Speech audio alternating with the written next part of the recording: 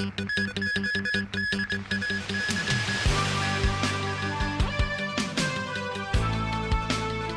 chief executive gives his definition of genuine universal suffrage. Wang Zheng says ATV may close down at the end of this month.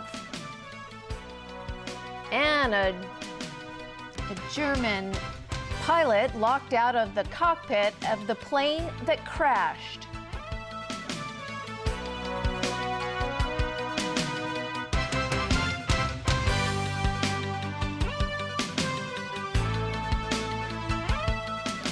Good evening. Chief Executive Leung Chun-ying said today the next 3 months are crucial to Hong Kong's political reform. During a question and answer session at the Legislative Council, he urged lawmakers not to deprive 5 million voters of their chance to achieve universal suffrage. As Ronnie Samtani reports, he also gave his definition of genuine universal suffrage. As the chief executive arrived, dozens of pan-democratic lawmakers challenged Leung Chun-ying to a debate over political reform. The CE just walked by, but in his opening speech, Leung expressed hopes that universal suffrage can be achieved for the 2017 CE election. He stressed the key issue is the attitude of lawmakers. The NPCSC will not retract the decision August 31st, and the five-step process will not be reactivated. This is not achievable. At this critical juncture, how are you going to lead Hong Kong? Is Hong Kong going to be deeply divided for the sake of your own political career? Leung went on to define genuine universal suffrage. All elections in all societies are genuine universal suffrage, so long as the elections are based on their system, their constitution, and their electoral laws. In Hong Kong, we have a broadly representative nominating committee nominating candidates for the CE election, so this is genuine universal suffrage. Pan-democratic lawmakers strongly disagreed with the CE's remarks. Now, this is quite alarming, and it also exposes the naiveness and also how C.Y. Leung fails even very elementary political theory. But having watched and heard him at the CE Q&A session this morning, I think everyone should be more than convinced that a debate is necessary. However, the CE said there is no basis for a debate if the lawmakers insist on retracting the framework set by the NPC Standing Committee last August. I cannot feel the possibility of the constitutional package being passed in this chamber.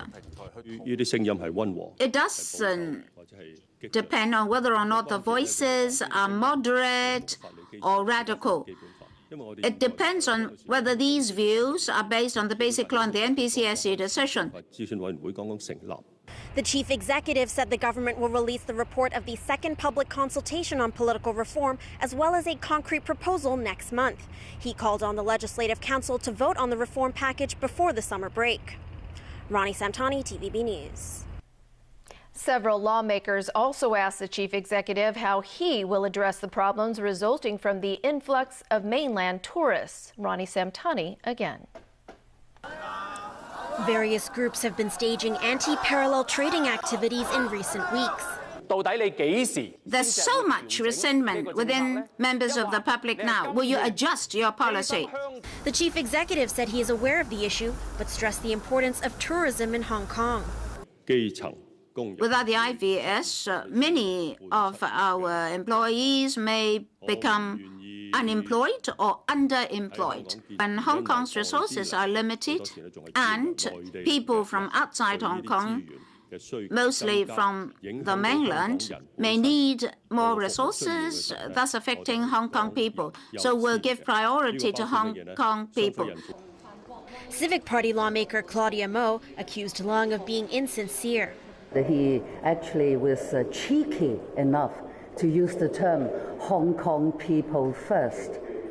He was just paying lip service to the issue. At the end of the day, we need him to actually fight for Hong Kong people's interests. He hasn't done anything, and the problem is getting worse and worse and worse. Some lawmakers expressed concerns about the relationship between the people of Hong Kong and the mainland. Elizabeth Quat said some mainland visitors are refusing to come to the city now after protesters insulted them. The CE condemned the violent acts. We must treat our visitors with hospitality such that we'll remain a capital of tourism and hospitality. In the afternoon, lawmakers continued to discuss the issue, with many expressing concerns about the city's capacity. Democratic Party Chairwoman Emily Lau noted if the number of visitors continues to rise to over 60 million, people will have to wait for 20 trains before they can board one. Lawmaker Leung Chi-chung of the Democratic Alliance for the Betterment of Progress of Hong Kong said the government has been aware for a few years that visitor numbers are beyond our capacity. He criticized the administration for failing to come up with concrete measures to deal with the issue.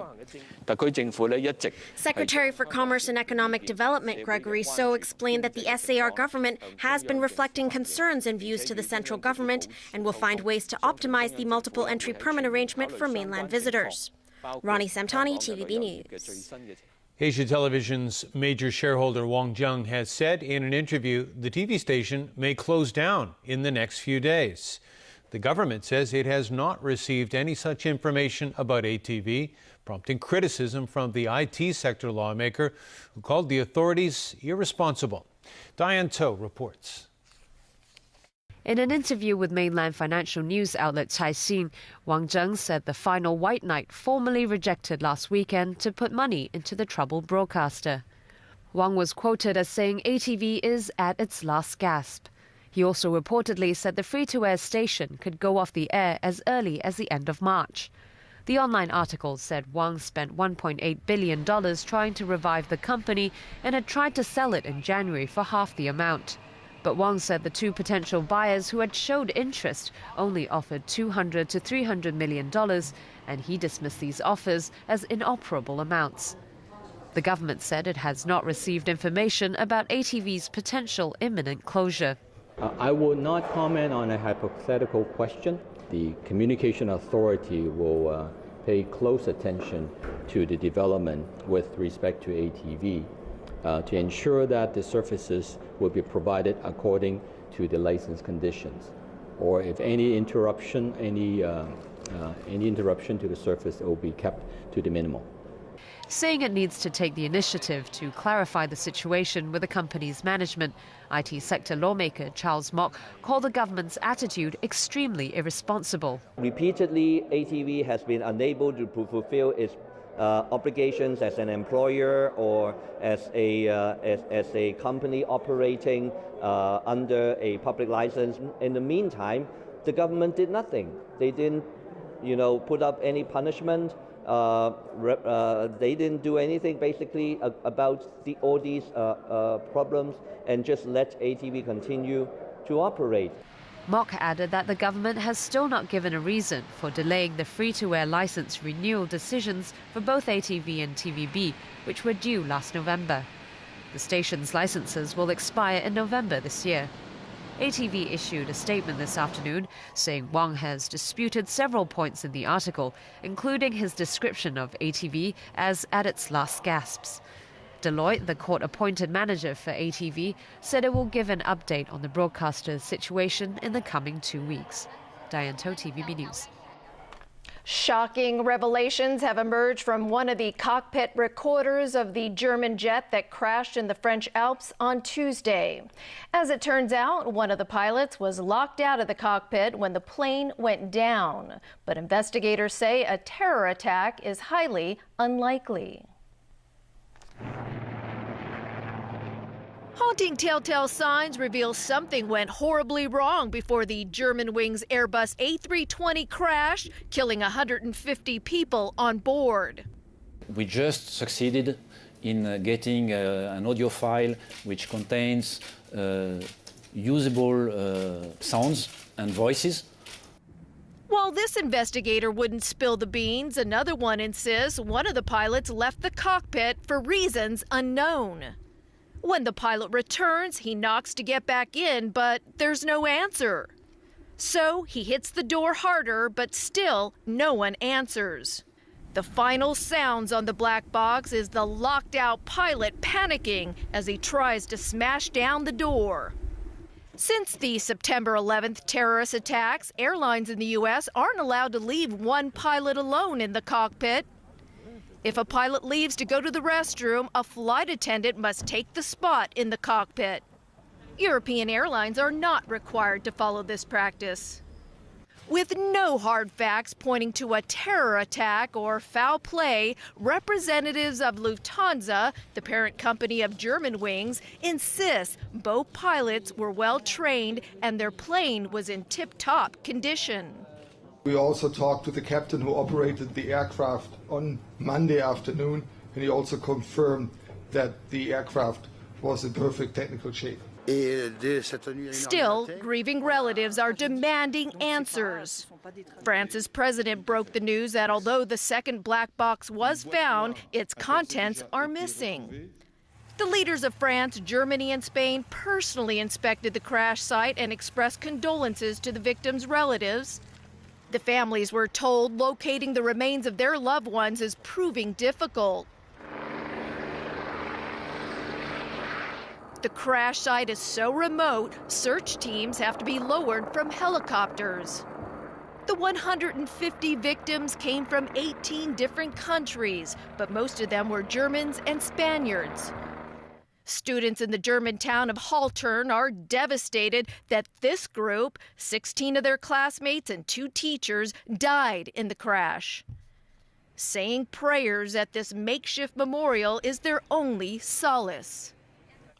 Saudi Arabia and Gulf region allies have launched airstrikes in Yemen to counter Iran-allied rebel forces laying siege to the key port city of Aden. The military offensive raises the prospect of the conflict spiraling into a proxy war with Iran. James Aiken reports.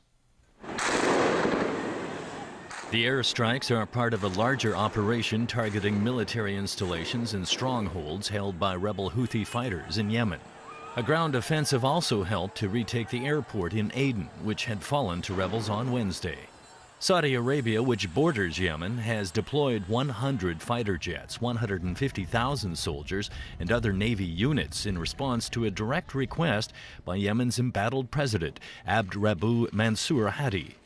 We will do whatever it takes in order to protect the legitimate government of Yemen from falling and from facing any dangers from an outside militia. This is a very dangerous situation, and we must do everything we can to protect the people of Yemen.